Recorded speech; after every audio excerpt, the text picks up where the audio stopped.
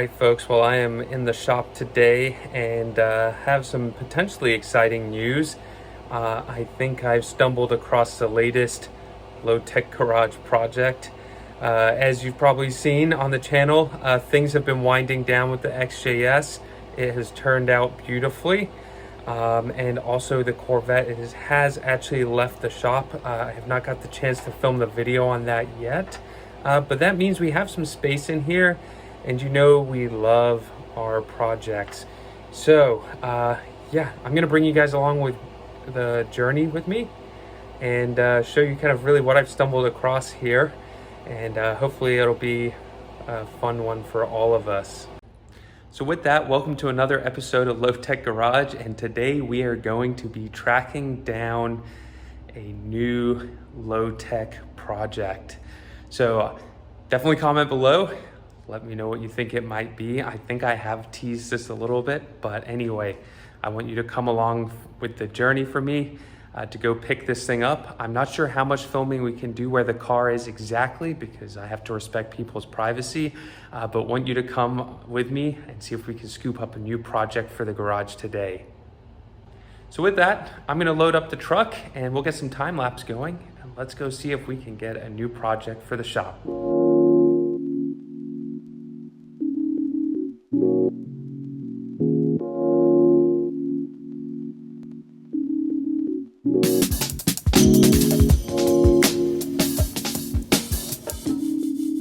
All right, folks, well, I've teased it long enough. We have picked the new low-tech garage car up, and I'd love the opportunity to reveal it to you now. So some may have guessed it, but welcome the latest member to the low-tech garage fleet. We'll do a full introduction video once the car is unloaded, but had to show you our latest find. You guys know we're just suckers for Jags. And as always, you know we like to buy ones that have a few problems here and there. We can't just buy one that's good out of the box. So there'll be plenty to show you of what's not right with the car and what we got as far as a deal, what we're gonna do with it in the upcoming videos. But welcome our 2009 Vandam Pla to the low-tech garage fleet. And one thing I thought I'd share with everyone, just the approach I'm taking on this car, because I bought it as a non-runner. My goal is to get this thing mechanically sorted first. Let's get it on the road, get some miles on it, see what else comes out from, you know, getting some miles on it. Is there anything else weird, rattles, vibrations, anything like that?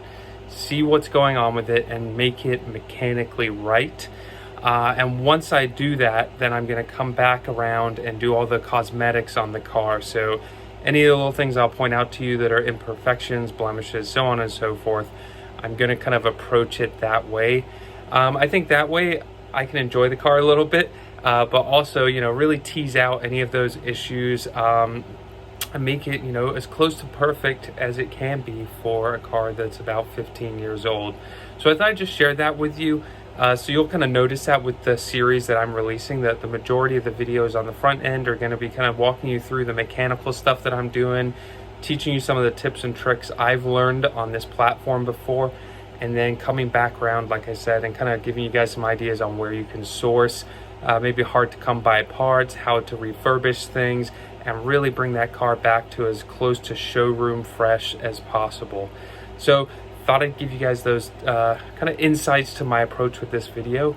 Not sure how long of a build series this is going to be, but I'm really hoping to keep some consistent content coming out on this XJ, because honestly I want to use it through the summer, and I think it'll be a great vehicle for that. So with that, yep, we'll jump back over to the rest of the video. And yeah, I look forward to sharing these projects and, you know, mechanical restoration, cosmetic restoration with you folks here soon. And I went ahead and unloaded the car off the trailer so we can get it transported. She is pretty grumpy. Like I said, we got her as a non-runner, but we were able to basically get a jump box on her and kind of limp her up onto the trailer and equally off. But here she is. It is the long wheelbase version, which I am a sucker for, and that means a lot of extra legroom in the back. And being a 2009, this is the very last year of the XJ platform. And like I said, she is far from perfect, but she has so much potential. So I just wanted to walk around here, give folks a glimpse now that she is off the trailer, because this is just a glorious, glorious sight. And I don't know about you guys, but I've never seen this color on one of these XJs. I have seen a darker gold color and I wasn't really a fan, but in some lights this car just looks silver, but when the sun hits it, there's just this kind of gold flake within the paint that really just makes it pop. And like I said, I am a huge, huge fan. And just a quick glimpse inside. Some eagle-eyed viewers may notice a few things that are going to need some work, but in true Jag fashion, plenty of wood, plenty of leather. And I'll say the back's not much different. And this beauty has the warm climate package. So we got the rear AC, and finally a Van den Plas with the picnic trays. And even, you can see them lurking, the sunshades in the back on the doors as well. Oh, and of course, being an X350, it's got air suspension problems too. But trust me, I've had my fair share of practice on this and I'm confident we can get it working. So with that, thanks for coming along with me for this frantic day to pick up the new member of Low Tech Garage. I hope you like it. I am super, super excited to be back in an X350 chassis Jag, and I'm really looking forward to bringing you guys along with me as I bring this back really from the borderline dead and get it back on the road in its former glory so we can enjoy some true Jag motoring.